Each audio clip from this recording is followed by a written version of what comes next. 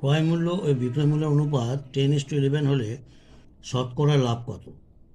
তা শতকরা লাভ 1 সেকেন্ডের মধ্যে বার করতে গেলে কীভাবে করবে না, দুটো অনুপাত, একটা হচ্ছে ক্রয় মূল্যের অনুপাত হচ্ছে 10 আর বিক্রয় মূল্যের অনুপাত 11, তাহলে 11 - 10 ভাগ ক্রয় মূল্যের অনুপাত ইন্টু 100 করলেই বেরিয়ে যাবে শতকরা লাভ হচ্ছে 10%।